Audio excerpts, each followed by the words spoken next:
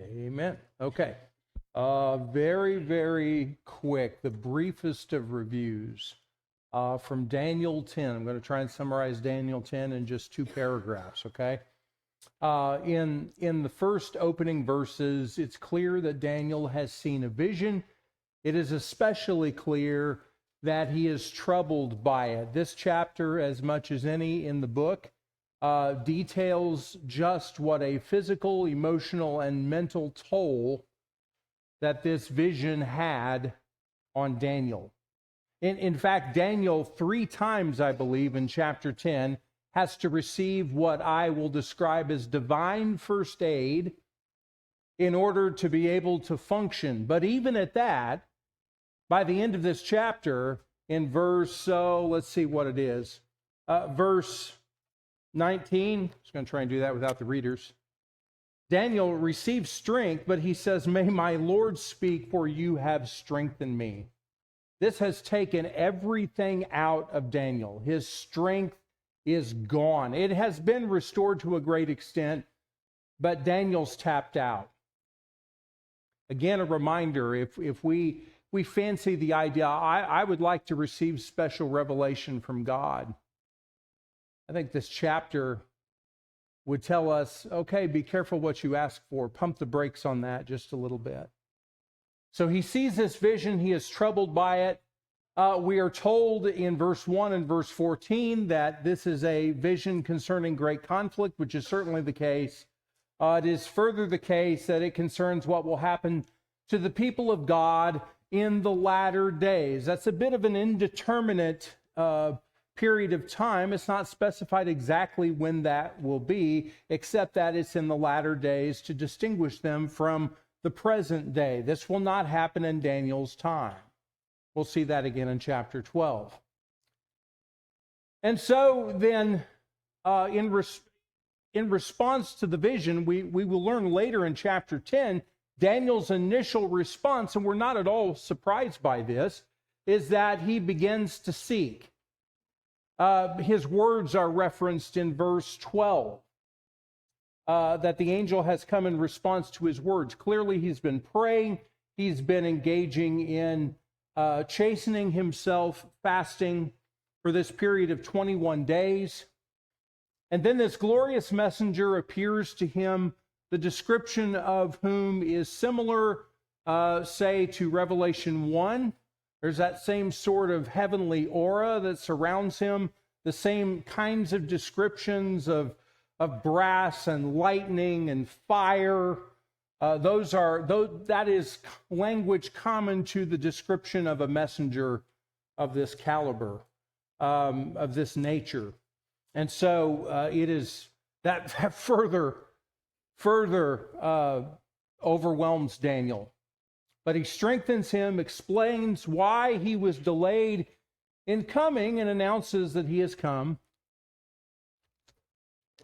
to give Daniel understanding. In verses 20 and 21 of chapter 10, then the messenger said to Daniel, "Do you understand why I came to you?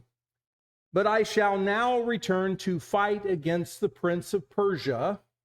So I am going forth, and behold, the prince of Greece is about to come. However, I will tell you what is inscribed in the writing of truth, yet there is no one who stands firmly with me against these forces, except Michael, your prince." This messenger is spoken in similar kinds of terms all the way back in verse 13, where he noted that the prince, in explaining his delay for coming, that the prince of the kingdom of Persia had been withstanding him for 21 days. We noted the difficulty in trying to come to terms with what that is. The best explanation I can give is this is not describing a human being, a human prince, but rather a power of some sort in the heavenly realm, clearly fighting in connection with the kingdom of Persia, but fighting against who?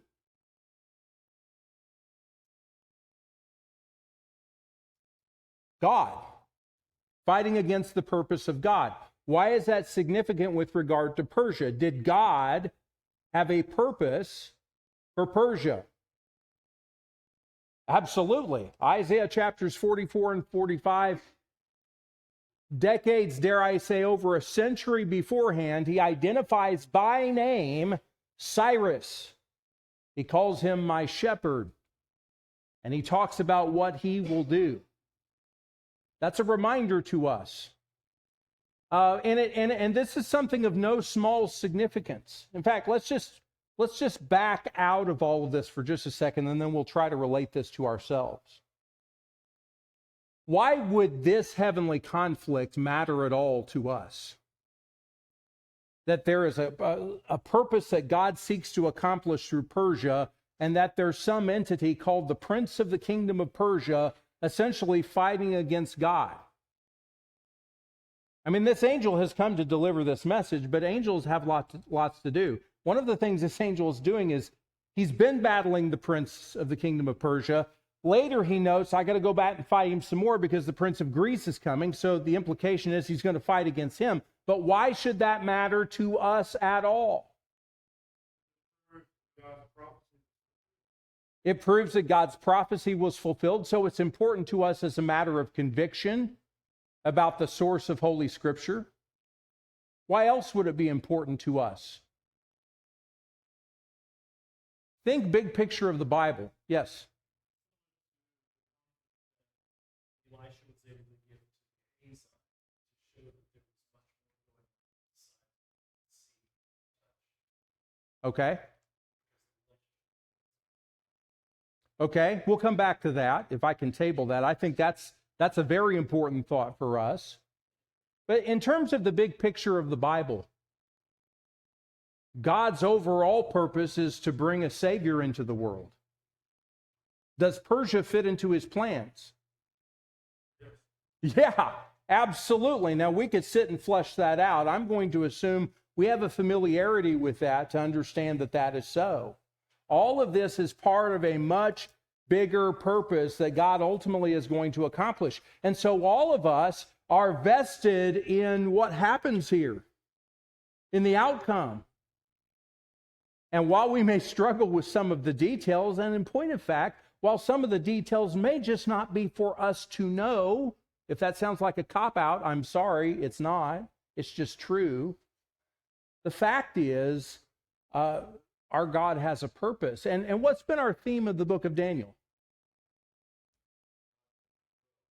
God is in control. God rules in the kingdoms of men. He gives power to whomever he wishes.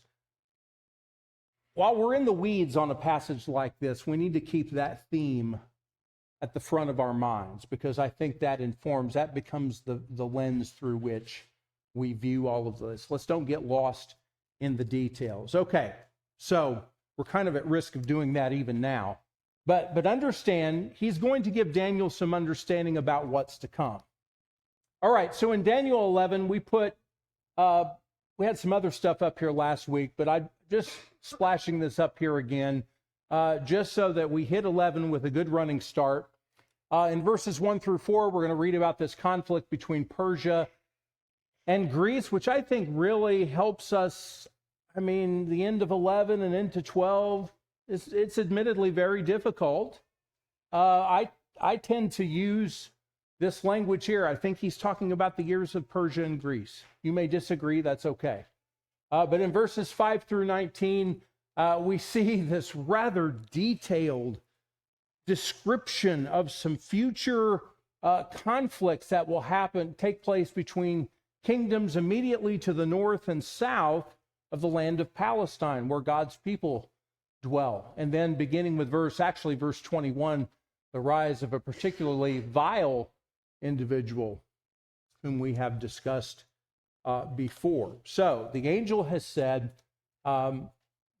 these things concern, again, the reason for sharing this with Daniel is because this all will have an impact upon God's people in times after Daniel's lifetime. And as it so happens, these events will fall into that period of time that we call the time between the Testaments. A time in which we tend to say, well, God is silent during those years.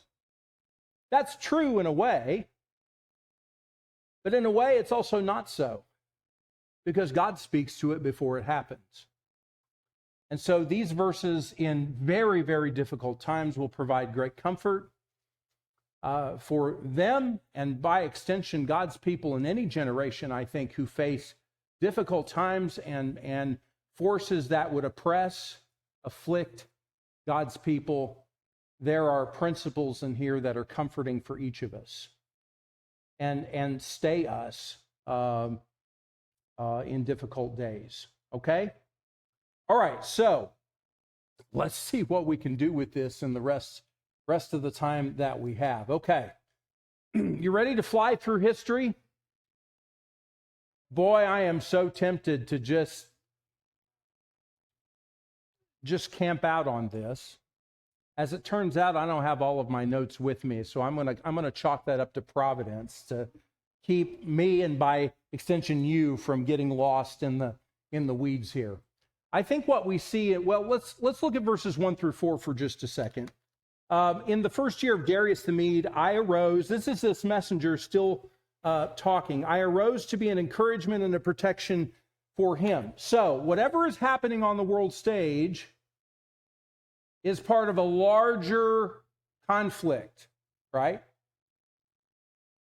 I mean, does it kind of spook you out to think about, okay, here's what I can see, here's what I can read about in a news article, here's what I can see is going on, but then to know, oh, there actually may be angels battling one another in connection with this. I mean, that quickly goes above our pay grade, doesn't it?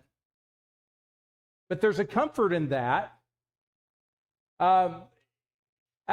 It's informative, I think, so when Paul speaks in, say, Ephesians 6, which Steve just led us in a study of, in verse 12, when he says, we do not wrestle against flesh and blood, but against the rulers, against the powers, against the world forces of this darkness, against spiritual forces of wickedness, where?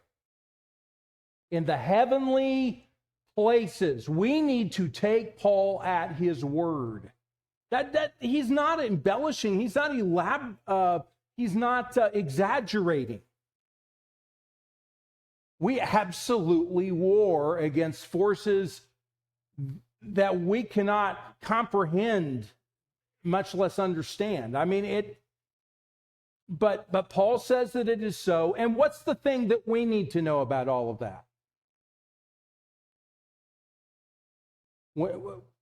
As we think about our lives being played out, you know, being related to things happening in an unseen realm, what do we do with that? Is it our role to just, to understand every bit of that?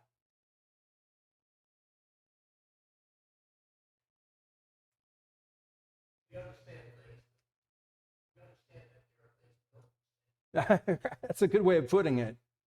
That's important to our faith to reach that point, that there are things that we can't understand.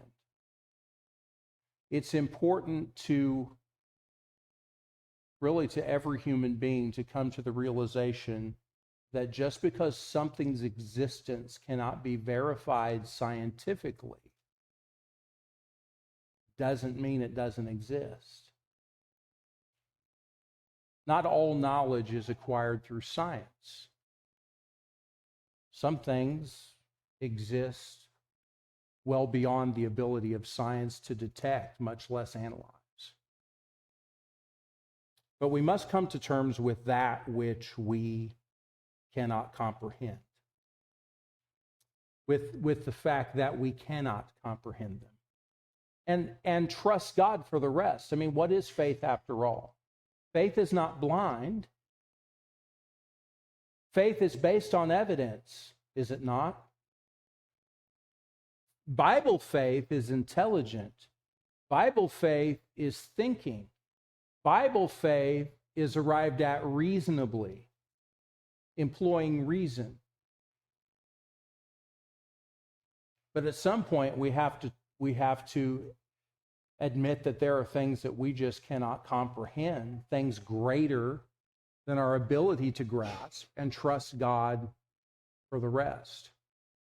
It's the evidence that we have that tells us that we can trust God for all that we don't understand. Okay. So in verses 1 through 4, he says, 3 more kings are going to arise in Persia. A fourth will gain far more riches than all of them, okay? So if you're looking through the history of the kings of Persia, of course, who's king at the present here? It's Cyrus. After him come 3 more kings, Cambyses II, who murdered his brother Smerdis. Then after Cambyses, one pretending to be Smerdis is often just called pseudo-Smerdis. And then Darius the First, not to be confused with the Darius and Daniel.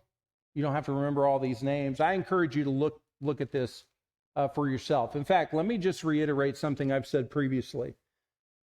Virtually everywhere I've looked, everyone agrees. I would say even the liberal skeptic who thinks this was written after the fact, there's broad agreement as to what these details connote in verses 2 through 35. Now, starting in verse 36, it opens the range of interpretations broadens wildly.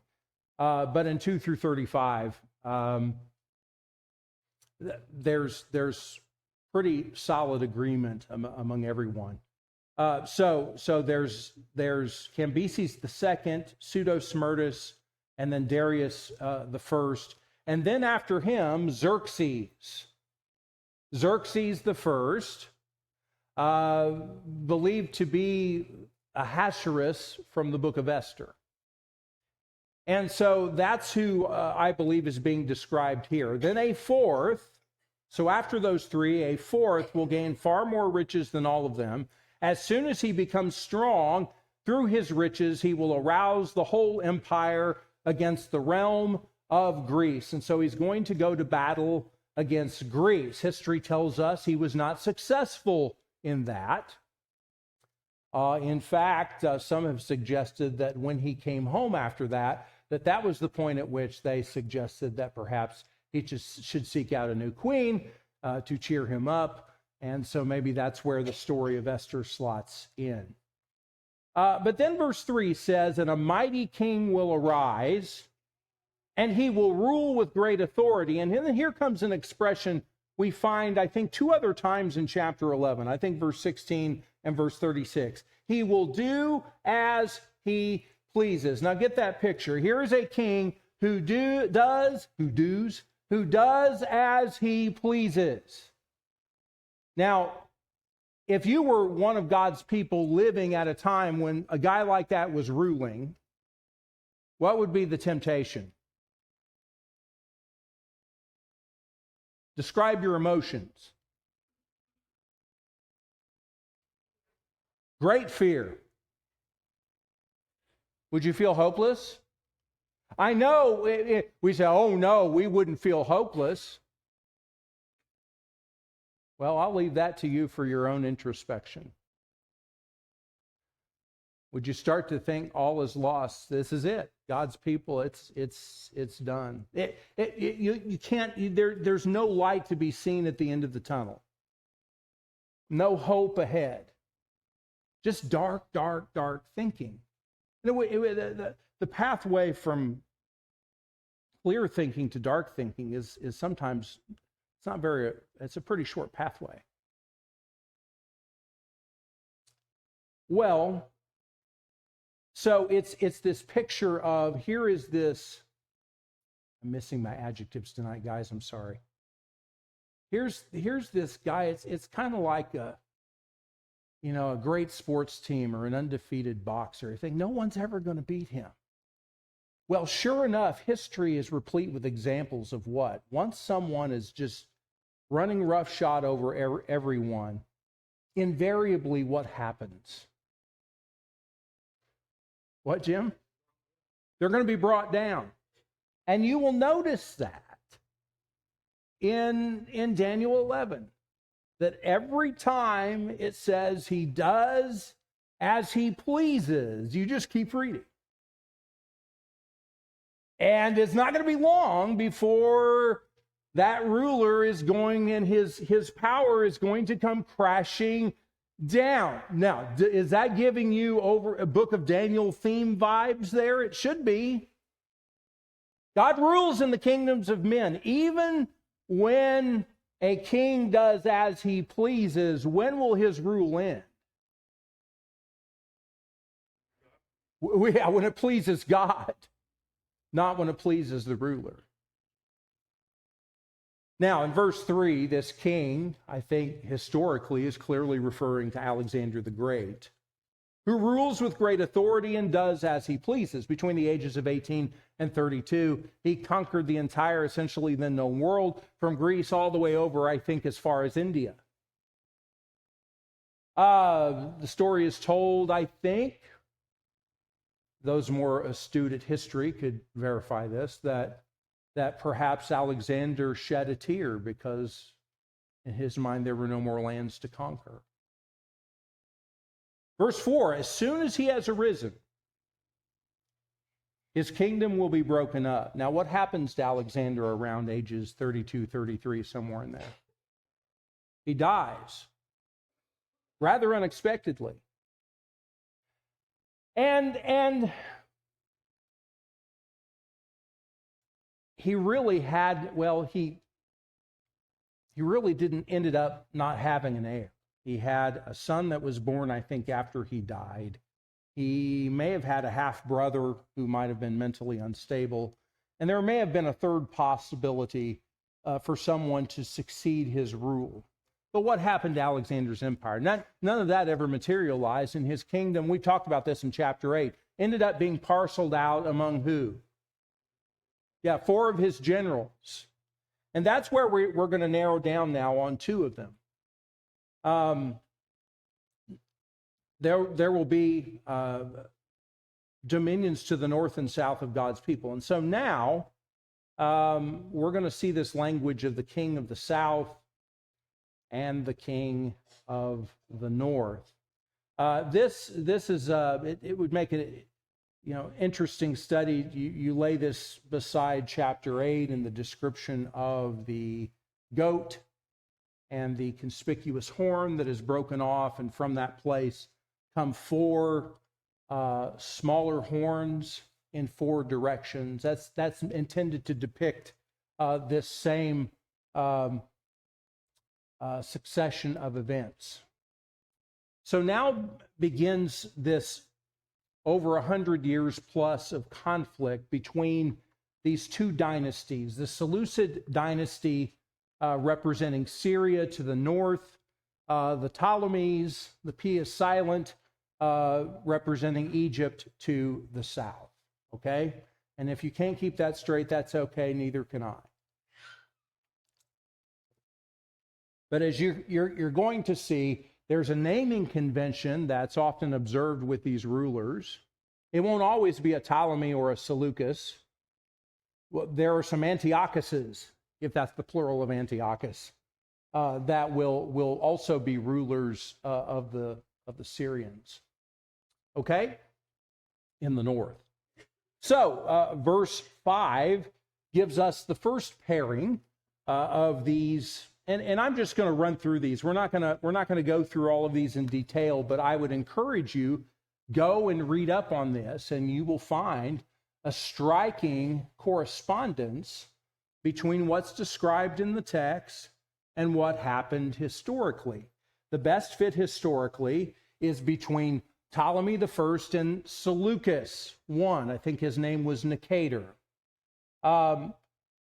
Ended up losing power in Syria and seeking and finding asylum in Egypt under Ptolemy, becomes a general in his army, wins some victories, but eventually goes back, reclaims power, and then eventually grows stronger than Ptolemy the First. So that's what's being described here, that one of his princes gains ascendancy over him and obtains dominion. Now, why would the people of God care about Ptolemies and Seleucids? I mean, really, those terms aren't even used in the text. Huh? They're right in the middle. That's a good way of saying it.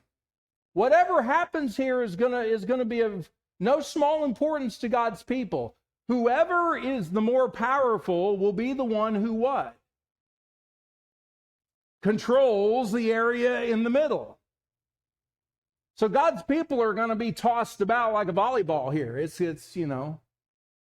control is going to bounce back and forth over these subsequent decades. I want you to think of all the turmoil that would create for a disruption, all sorts manner of disruptions to a way of living.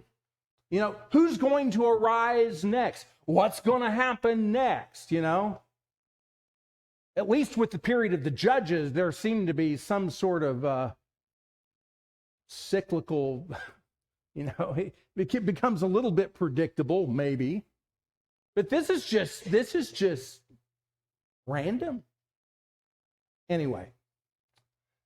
Well, then in verse 6, I think you have the next pair of kings, Ptolemy II. And as I noted, here the Seleucid king is called Antiochus II. There's an alliance described, and verse 6 describes, this is just sordid. Ptolemy II tries, as historical rulers often did, to form an alliance via marriage. And so he gives his daughter to Antiochus II. There's just one problem. Antiochus II was already married to a woman named Laodice. So he divorces Laodice. Hang on, we'll get through this quickly. Marries Bernice, but then Ptolemy II dies. Antiochus ditches Bernice, takes Laodice back, but now by this time Laodice does not trust him at all, arranges to have Antiochus poisoned, and oh yeah, by the way, has someone murder Bernice, her infant son, and all of her assistants or helpers. That's what verse 6 is describing. It sounds like if it sounds like a mess, that's because that's exactly what it is. Again, I want you to think about, why is God telling this to his people? What does he want his people to remember? Who's in control? Right? Here's a picture. The picture says chaos. But there's another picture not described here. Well, it's essentially described in chapter 10. It's not even of God. It's of his glorious messenger. A messenger so awesome, Daniel, what I've been calling the high amp trip on the motor of Daniel's mind, it reached its limit and down he went. Those are the pictures. Whatever picture of turmoil is being painted, remember the messenger, and better yet, remember the God who sent the messenger. Okay, so you can go all the way through this. Verses 7 through 9, these are very interesting to read about Ptolemy III through versus Seleucus II. Verses 10 through 19 describes an extended period of time. There are two sons described in those verses early on in that section. Seleucus III, who reigned for just 3 years, I believe. Then the other brother is Antiochus III, or Antiochus the Great. That's not Antiochus Epiphanes. That's Antiochus IV. This is Antiochus III, known as Antiochus the Great. Reigned for 36 years.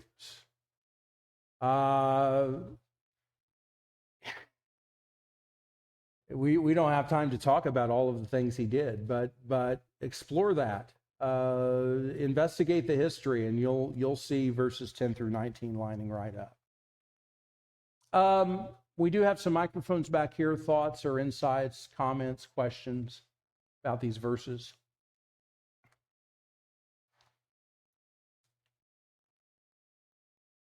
They're like, no, Mark.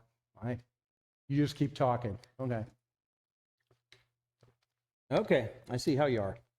That's all right. Okay. Then in verse 20, we have the brief reign of Seleucus IV. Then in his place, one will arise who will send an oppressor through the jewel of his kingdom. That's better understood if we study the story of Antiochus III, which we just don't have time to go through. But he will come in a time of tranquility and seize the kingdom. No, that's 21. Sorry. Let me read 20 again. Verse 20, then in his place one will arise who will send an oppressor through the jewel of his kingdom. What's the jewel of his kingdom? What do you think it is? The jewel of his kingdom.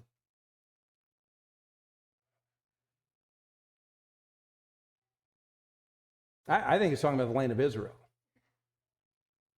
Yet within a few days he will be shattered, though not in anger nor in battle. It's believed that Seleucus IV was poisoned.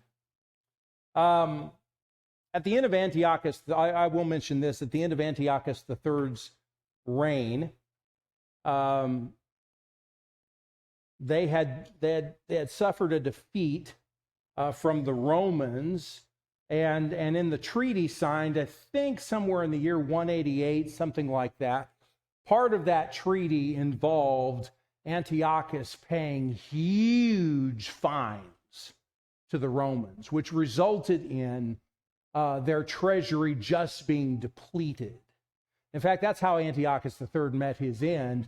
As a way of trying to replenish that treasury, he pillages this Babylonian temple, greatly irks the locals, who then kill him. So, but in verse 20, then Seleucus IV essentially is trying to accomplish the same thing. He sends someone, and his name escapes me, Heliodorus maybe, basically to impose taxes and also to raid the temple in Jerusalem. But then it says, yet within a few days he, and that's the king that sent Heliodorus, will be shattered, though not in anger nor in battle. I think a reference to the manner of his death.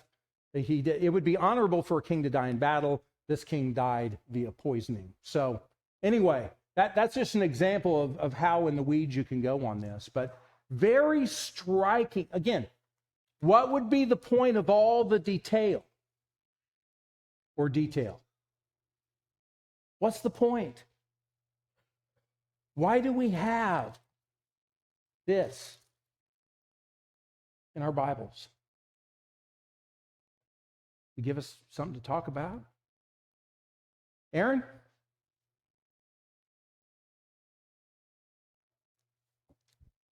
For the most part, God's going to be silent for this period following the revelation to Daniel. So what he's giving his people is a glimpse of the things that are going to come, but he's not going to speak to them in the same way in that time period that he has in the past until the coming of Christ. The other thing I was thinking about as you were talking about the way that these kingdoms were rising and falling, kings rising and falling, is that if you look at the Daniel, I'm sure as a student of the scriptures, knows the history of his own people. And to some extent, during the reign of the more evil kings, their history looks a lot like this. And so perhaps this is a reminder that when the kings don't serve God, when the rulers fail to serve God, this is what their rule looks like. This is what the rise and fall of kingdoms looks like. In contrast to times like David or Solomon or Isaiah or Hezekiah or some of the other kings whose kingdoms God established and had peace for a quarter of a century at a time, which was a long period in those times to go without a significant conflict. Yeah. Very good. Well said. It's so much of this translates to so many other circumstances, right? If you're living at a time where you think your rulers are oppressive, is there anything from these chapters to glean, just even in terms of principles that can stay you and center you and help your faith and inform us as God's people about what we need to do? Just hang on, trust him, be faithful to him. Later on in maybe in chapter 12, even in chapter 11, it talks about there are glimmers of righteousness to be found, even in the midst of the most abominable acts and terrible persecutions. Yeah. Oh, Jacob, go. I was just going to say, you asked why the detail. Yeah. Back in chapter 9, when Daniel was looking at the 70 years prophecy and kind of stressed out about, looks like it should be time. Yeah. And the message was, at least this is my interpretation. Basically, yeah, it's been 70 years, but there'll be 70 more weeks. There'll be more to come that's not ideal. And I think this is another reminder. God hasn't forgotten about his people. Things are going to look grim. And this chapter shows, like, when you think about them as a ping pong ball bounce between the kingdoms, and then the hardship of this time of the evil king.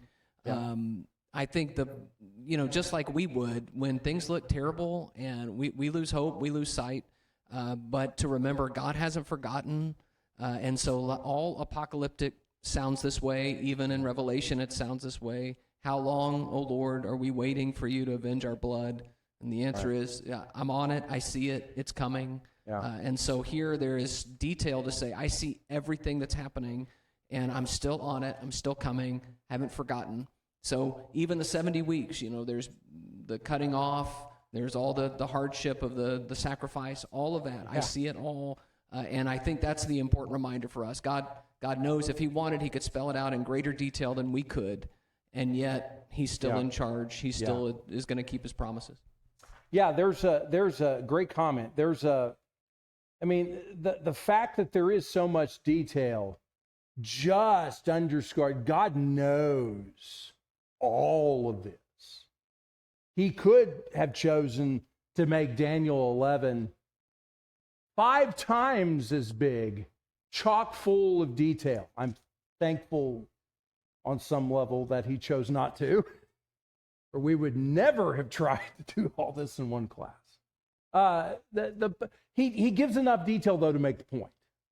And I thought you said that very well. Okay, so when we come to verse 21, again, historically, as you follow the progression of these kings, Egypt has largely lost its power by this time, and then the focus really goes toward the king of the north and the rise of Antiochus the fourth, Epiphanes. He was not, I don't believe, the rightful heir. In fact, one of the conditions of that treaty that I referenced earlier, that involved Antiochus paying huge fines, in addition to other consequences, Rome took a number of people hostage, including this guy. Now, he was far younger then. It's an interesting side-by-side, considering we're studying Daniel.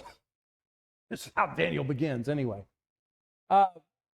Antiochus makes his way back when he's much older. He's not the rightful heir, but he is very artful, very worldly wise, is good at deceiving, at flatteries.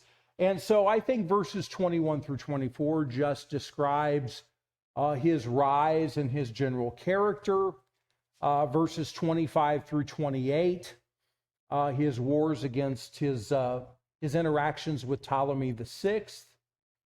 And then verses 29 through 35, his abominable actions toward the holy place in Jerusalem, toward God's covenant and God's people. Right before this, the Romans opposed Antiochus and forbade him from advancing into Egypt, or else they would interpret that as an act of war against the Romans. Antiochus asked, "Can I have time to think about it?" The Roman ambassador or envoy, whoever it was, general, is said to have drawn a circle around him in the dirt or the sand or whatever and said, "Take all the time that you need, but you have to give us an answer by the time you leave this circle." Well, that forced his hand. He really didn't want prolonged war with the Romans, much less to lose to them, so he yielded. But then it's kind of a case of, okay, I'm angry at the dog, but it's bigger than me, so I'm going to choose to kick the cat. And so Antiochus Epiphanes decides to take out his frustrations on the people of God in the Holy Land, and the abominations are many that he enacted. A number of Jews were killed. I'm just thinking off the top of my head. There was an altar to Zeus. Antiochus preferred the Roman gods over the Seleucid or Ptolemaic gods. An altar to Zeus was erected on top of the bronze altar. A pig was offered on the altar of sacrifice. The holy place was sprinkled with pig broth. I'm just giving you some examples of how he defiled the sanctuary and the customs and the manner of worship. There's lots more that could be noted about that. But you could imagine being one of God's people living at that time. I mean, what an utter outrage. But it is said of Antiochus Epiphanes, well, I'll get to that in a second. He's in the mold of someone who does what he pleases. Let me move ahead here and go to verse 36. It's here at verse 36, and I will acknowledge that it's at this point that interpretations vary wildly. Some will see the description beginning of verse 36 as pertaining to far off in the future, the emergence of this Antichrist figure spoken of in the New Testament. Many, and I think an argument could be made that here it's describing the Romans. As for myself, I tend to lean toward this continuing to describe Antiochus Epiphanes. I think so much of what's described here certainly applies to him. I think there is language here that would describe any number of periods in the history of the people of God.